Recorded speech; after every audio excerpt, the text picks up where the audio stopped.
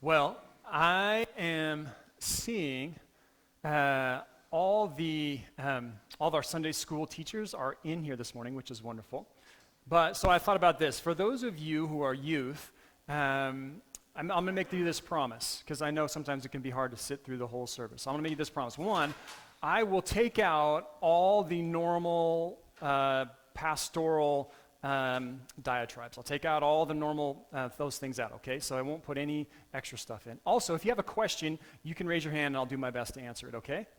All right, fair enough? Hayden, you good with that? Okay, all right.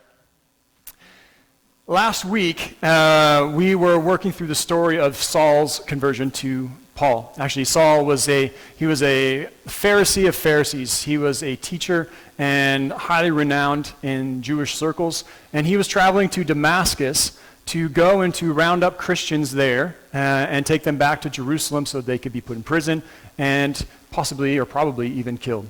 And on his way to Damascus, Jesus meets him on the road. And Paul falls to the ground. There's a bright light. Jesus speaks to him, Saul, Saul, why are you persecuting me?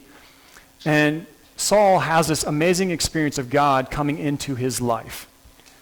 And it forever changes him. He goes away blind for 3 days until he gets help from Ananias, who comes to lay hands on him, to help him receive the Spirit, and to recover his sight. And so I've been thinking some more about that story, and actually for the last 2 weeks, and it was last week I was talking some about my own story of God's work in my life and my own testimony, and weaving some points of contact with that, with Paul's story, and then ultimately Jesus' story, that the main point was how this faith, this Jesus that we follow, has started a faith that brings life out of death. That the deaths that we go through, the losses, the things that we lose, the deaths that we face, God brings life out of them. I was realizing it even in another sense last week and this week as well, is that all along God is at work in the difficult situations that we go through, the things we endure, the setbacks, the losses, the death of loved ones. God is at work in these things. I was getting at this question, what do we do or what do we make of it when life doesn't work out? We live in a time where there is an ideal life as the expectation. It's interesting, as I read stories and life accounts of people who lived in different times and different places, the expectations that are prevalent in our culture now about what life or what we're entitled to in life, how good it should be. And when things don't work out, people often blame somebody else. The situation, my life isn't the way I wanted it to be, the way I thought it would be, and so it must be someone's fault. I must be cheated. And so people start blaming each other and fighting amongst themselves. It stems from our underlying belief that we are entitled to a good life. It used to be a pursuit, it used to be a dream, and we are to the point now in a culture where people feel entitled to a good life. And what I mean by good life is good life like a baseline. I mean, they might think, a certain amount of stuff, a certain amount of comfort, a certain type of home, certain type of cars, certain good, always good things, a lack of bad things or difficult things. That's what people often feel entitled to. The trouble is we've been bombarded with it since we were young. Even those of you who are a few years ahead of us, even you have been bombarded with it for a long time. This idea that you deserve more, you deserve better, you deserve the best. And if you don't have it yet, then you should buy what we're selling you. They do it on purpose because they make more money on us when we think this way, when we think that we're entitled to a good life. We're constantly told it's about you. Indulge yourself. Treat yourself. Serve yourself. Do this for you. Anybody ever heard anything like that in an ad or on TV anywhere? You can raise your hands if anybody ever heard that? Yeah. Let people know it's not just you. Yeah. We've all heard this. Right? I'm wondering, what if we recovered the center? Recovering God at the center of our lives, not ourselves. To move ourselves in the right place under Him. Made to join in His purpose, to join in what God is doing. That we have a good part, and God desires good things for us, true. But we're not the point, so to speak. Like we can join in what God is doing. We realize the reality in life when we have losses, but we realize that God is at work. And I can tell you, in this last week, I've met with a few people. And I didn't intend it this way, but conversations with people who have lost and who are now alone. And things are changing. And how hard it is. And yet, I still see God at work in their lives. I see God working in the changes that they are facing. This morning, I am working from one verse, actually, from Romans chapter 8, 28. It says, "And we know that in all things, God works for the good of those who love him, who have been called according to his purpose."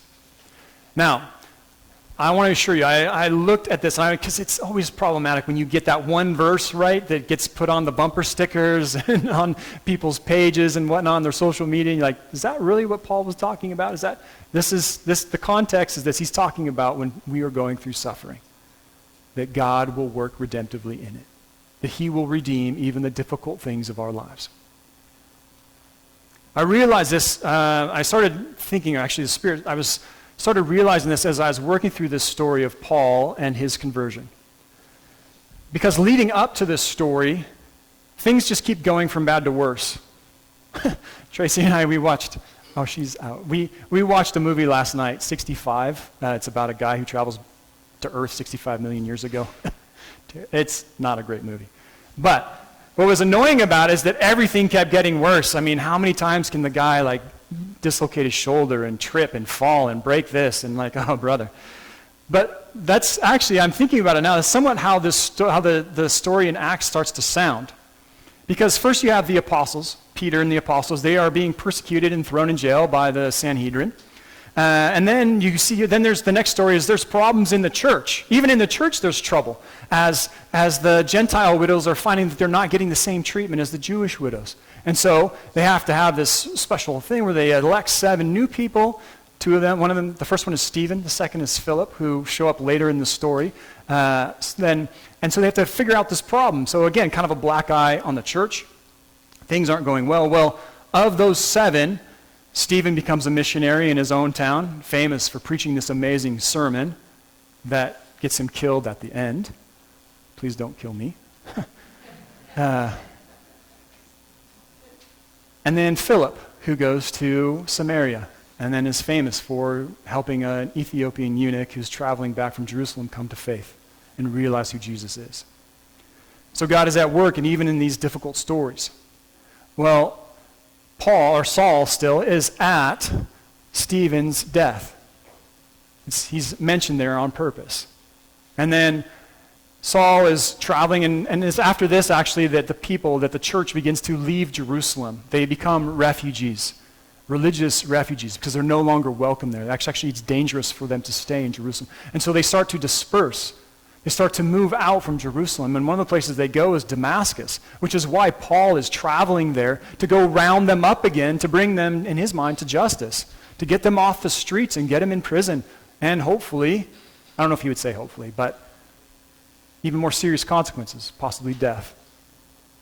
Things are going bad. If you were to look on the outside from a purely naturalistic human point of view, you're like, oh no, this church, it probably won't last. This new little church, this group of people who are part of the way, following Jesus, they're done for. There's official, persecution, they're being rounded up, how can they survive? And that's when God intervenes. Jesus shows up in Saul's life on his way to go round up Christians. And he says, Saul, Saul, why are you persecuting me? Which is a whole nother sermon on how we are connected, how we are in Jesus and Jesus is in us. That Jesus is so close to us that he says, Saul, why are you persecuting me? Even though it's the church that Saul is trying to round up. I want to recover the center of our faith. To talk about the things our culture will tell us that we are the most important part. I want to get us thinking about that to put us back under God. That he is the point. He is the purpose. That we join in his purposes. And I know it might sound counterintuitive based on everything we've heard since we've been little, but that is where we will find meaning and hope and faith and life more full. It's when we put our life under him. We get to join into God's story. We get to be a part of his story, part of this church. We get to be part of a story that's bigger than us. Yesterday, I was in this room, and it was filled with people that I'm not sure what other options they have in life other than themselves and their own personal happiness. I don't know, and I don't mean to paint them badly, because I don't know. And I don't mean to sound judgmental, but I don't know what else there is. If it's just more stuff, the good life, more time to relax, more time to do as you want or travel, I don't know what else they have. I mean, family, I know that's one good thing. I mean, family is important. Well, for many people. Some people it's not. Some people don't really like their family. And even that is difficult. The thing I wanted to get back to is that God is working through this whole story of Acts. Even the things that are going, seemingly to us, that are going wrong, it seems to be going from bad to worse, and yet God is working in all of those things, working all of these things for the good. I say this because I want to remind us, the church, that suffering and sacrifice, they are the rich soil that grows the church. Suffering and sacrifice is the rich soil in which Jesus grows our faith. I know we live in a world that says avoid that, and if you have that, then, keep it off your social media, act like it's not there, get around it, get through it as fast as you can, get back to the happy and the good so you can keep up with everybody. But I want to be honest with you. Suffering and sacrifice is the rich soil that God will use to grow your faith, to grow his church. It's where meaning and hope are found.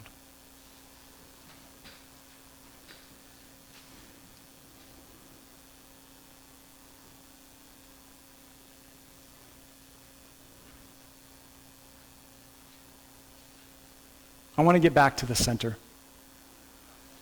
For a long time now, for decades now, we've been told that you're the point. You and your personal happiness. And there's nothing wrong with being happy. I think Jesus desires for us to have joy, to love, to find meaning and hope and life more full. He talked about that. But when that becomes an idol, we start losing the reality or the realization that God is working even through our suffering, even through our sacrifices. Yesterday, some of you were here sacrificing the middle of your Saturday, beautiful, one of the last mid-20s sunny degree days in BC, and you were here to serve our community, to play music, to put out food and keep putting out food and clean all the dishes with your husband, Colleen, to sacrifice. God redeems that and is using that. Even if not one person in the room ever said thank you or ever really understood what it took for the church to do this, God sees it and works redemptively in it. There's a few realizations as I was studying it this last week, that we want to find this middle way, this way of Jesus through two extremes. One is the really overblown individualism, where it's all about me. It's all about my happiness and what I want and my experiences, and I get rid of anything that challenges that or would impinge on that or would keep me from doing the things that I really, really want to do. So we want to avoid that extreme. And also we want to avoid, I've been reading a few books, and I didn't intend this way, but they take place in communist Russia. We don't want communism either, where the whole point is it doesn't matter. You don't matter. The only way that you matter is if you contribute to the party. That's not what we want either. That's not what I'm saying. But this middle way of following Jesus that brings meaning and hope, resonance into life through sacrifice, through suffering, through relating to one another, to relating to God, to our Father in heaven. This is where we find meaning. I know that there are going to be lots of places on TV, on your phone, probably your friends and neighbors who will say, no, you'll find meaning if you just buy that one more thing, or if you go on that one more holiday, or if you finally do that thing that you always wanted to do. It's fleeting. It might make you happy for a bit, but it is fleeting. This joy, this purpose, this meaning comes in the way of Jesus. I want us to realize this week as we reflect on this story of Saul becoming Paul, that there's meaning in sacrificing for the sake of others. That one of the most important reasons to gather as the church is for this moment here, for each other. I was thinking about it this week. I didn't expect all of you to join us this morning, but it has been wonderful. Can you imagine what it would have been like if we, the church who are in this place the other 51 weeks out of the year, if we weren't here anymore and you guys were looking for a place and there was none? We as a church, we gather for the sake of one another. That's true. And there's beauty in that, but there's also importance, because imagine if this church wasn't here and our community had no place and no one who was going to bring up the idea of Jesus and God in the middle of a memorial. We are here for the sake of our community as well. The sacrifice and the suffering, God works redemptively even in that. So I want to encourage us, as I've been reading, and I encourage you to read through these stories of Acts, starting in chapter 6, all the way to chapter 9, to watch how God redeems suffering, to watch how God redeems sacrifice. As I think about Jesus and how God used sacrifice to redeem us. And I want you to think about how God will use all of us in his purpose and how there's glory and meaning in that. I want us to reprioritize our story under God's story. And I want to say, for those of you who are here this morning, who feel like it just keeps getting or going from bad to worse, like you are uncertain, like you are at a crossroads, or you feel like you keep ending up at crossroads and it seems like you keep taking the wrong direction, or the only door that keeps opening for you is the wrong one, I want to encourage you. Your suffering and your sacrifice, God will redeem it. He will take your wrong directions and he will redeem it. He loves you deeply. And even though we go through difficult things, God is with you and he is guiding you. This is the good news this morning. Amen.